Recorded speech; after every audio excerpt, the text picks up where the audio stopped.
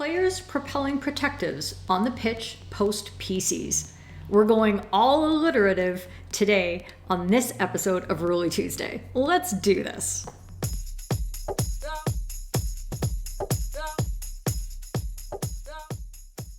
Hey third team friends, I'm Keely Dunn of FHumpires with another Ruly Tuesday, a hot take on one rule in the book. I'm not gonna lie, there is way more than just one rule involved in today's Ruly Tuesday, but that's what makes umpiring fun.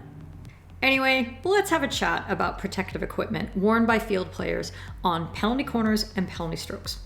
What can they wear, and what happens if they fail to get it off the pitch? And when do they have to take it off? Let's blame Rob Tencat for this one. As always, the ever-engaging rules recitation. 4.2's guidance, which should be a subclause because it's an actual rule and not guidance, but I digress, reads, field players are permitted to wear hand protection, which does not increase the natural size of the hand significantly. Any hand protection used, both for normal play and to defend penalty corners, must fit comfortably in an open-ended box of these dimensions here. Also, field players are permitted to wear any form of body protection, including leg protection or knee pads, when defending a penalty corner, underneath normal play and clothing. Knee pads used for this purpose may be worn outside the socks, provided that their color is exactly the same color of the socks. Further, they're permitted to wear a smooth, preferably transparent or single-colored face mask or metal grill face mask, which follows the contours of the face, when defending a penalty corner or penalty stroke for the duration of that penalty corner or penalty stroke, including the immediate taking of a free hit awarded after the penalty corner when passing the ball to another player. Also of note is the penalty stroke provision, 13.7e, which actually should be F because it's a standalone clause, but I digress. If the player defending the stroke is otherwise taking part in the game as a field player, they may wear only a face mask as protective equipment. And under 9.16, players must not throw any object or piece of equipment onto the field, at the ball, or at another player, umpire, or person.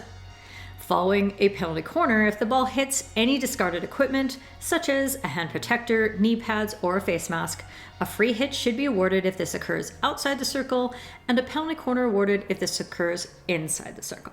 Oh, and by the way, 12.4a's guidance, which should be the next subclause and not the guidance under 9.16, actually adds that a penalty stroke is awarded, A, for an offense by a defender in the circle which prevents the probable scoring of a goal. If the ball hits a piece of equipment lying in the circle and a probable goal is prevented, a penalty stroke may be awarded. So I think you're getting the idea that the provisions pertaining to protective pieces are prolifically promulgated in a patchwork process.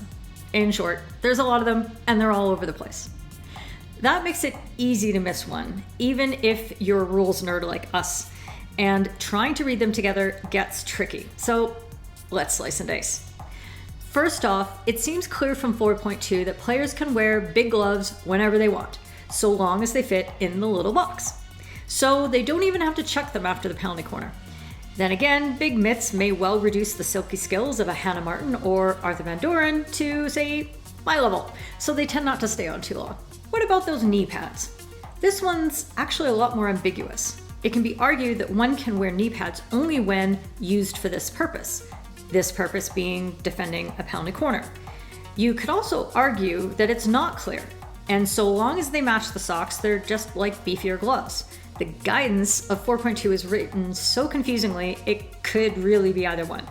Common practice shows that players toss them as soon as they can. And there doesn't seem to be a trend where penalty corner defenders are wearing them throughout a match to alleviate themselves of the burden of putting them on if a penalty corner is called. Here's a little more ambiguity. If you were listening carefully when I recited 13.7 actual sub F, you'll wonder if field players who are defending penalty strokes may only wear a face mask as protective equipment. Does that mean that they can't wear gloves then? Can't wear shin guards and a mouth guard? What does protective equipment even mean? We can take our cue from the definition of what a goalkeeper is, who is a player, quote, who wears protective equipment comprising of at least headgear, leg guards, and kickers, and who is also permitted to wear goalkeeping hand protectors and other protective equipment. Also, the player with goalkeeping privileges definition is a player who does not wear full protective equipment, but who has goalkeeping privileges. So protective equipment can be inferred to mean goalkeeper stuff. But a face mask can't be protective equipment because goalkeepers can't wear them, so it would be a lot more clear if 13.7 sub F says may only wear a face mask and no protective equipment. Problem solved. But I digress. So field players can wear penalty corner gloves to defend a penalty stroke because they can wear them throughout the game if they want. And there's no express allowance for or a prohibition against players wearing knee pads when defending penalty strokes, so why not let them? Whatever equipment that they're allowed to wear, when a player discards it or it otherwise falls off, it can't interfere with play. As 9.16 says, if it happens outside the circle, it's a free hit for the attack. If it happens inside the circle, it's a penalty corner. And if it prevents a probable goal, it's a penalty stroke. This includes both defender equipment and a goalkeeper's protective equipment, as set out by 9.16 and illustrated in this super fun example from the 2018 World Cup. Here or here. Or there. When do defenders need to take off their extra penalty corner protection? When the penalty corner is over, which we covered in last week's Rule of Tuesday. Here's a link somewhere. One condition we pay a lot of attention to is when the ball goes more than 5 meters outside the circle, which means a defender dribbling the ball must be removing their mask shortly after leaving the circle. You're going to apply common sense as it's stated in the rule, and the best technique to manage this is to use your voice and be proactive. If the defender fails then to comply and continues to dribble up the pitch, the penalty is a free hit to the opposition. Another condition of note is when the attack commits a foul and a free hit is awarded to the defense. In previous years, we had to get all pedantic and not allow a masked defender to take a quick free hit, which broke down a lot of exciting play for really no good reason at all. Now the guidance has been cleared up in the 2019 book so that this free hit need not be delayed for the masked defender to remove it first. Phew. Did this Rule Tuesday promote perfect perception of protective peace pronouncements?